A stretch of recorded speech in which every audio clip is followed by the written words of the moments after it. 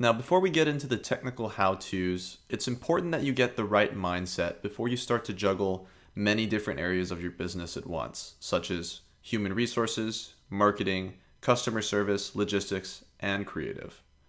A lack of preparation and the wrong mindset can yield mediocre and inconsistent results.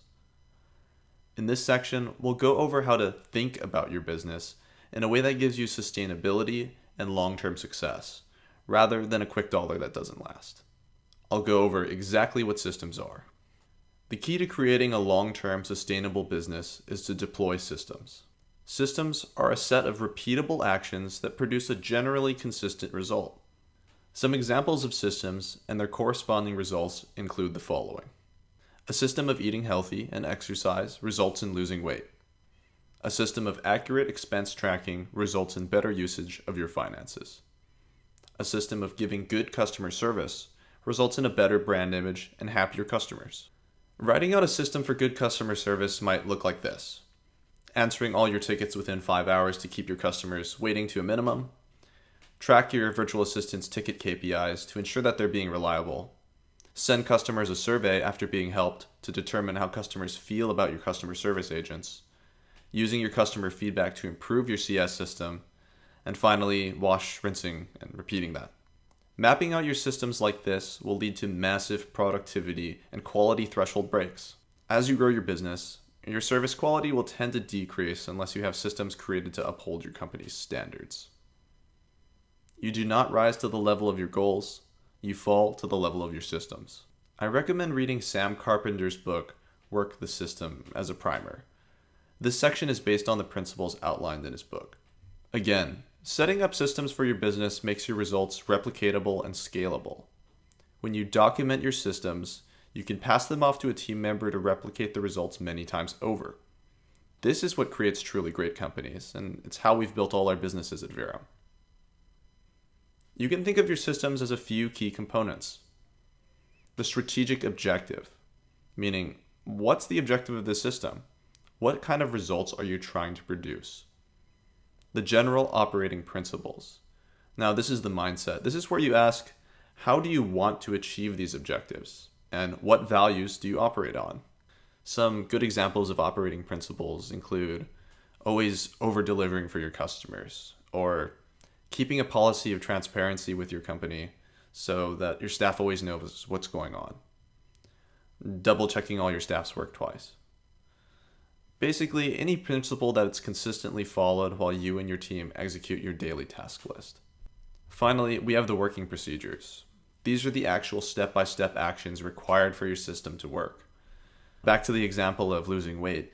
A system of losing weight might include eating healthier every day, exercising every 2 days at 5 p.m., etc. Specific, measurable actions that can be repeated. These working procedures should be written in such a way that the average person off the street with normal intelligence can perform the system procedures unassisted. With this in mind, I recommend creating system protocols for each repeatable task in your business. This will allow you to easily delegate to your VAs and automate your business. In practice, this will essentially be a checklist of tasks in a management software like Asana or Trello.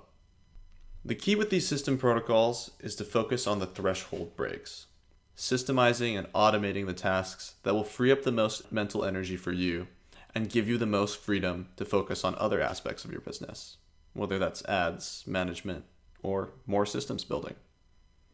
If you're not sure what to systemize first, I actually recommend going with whatever it takes the most mental energy for you, and it's also repeated on a daily basis.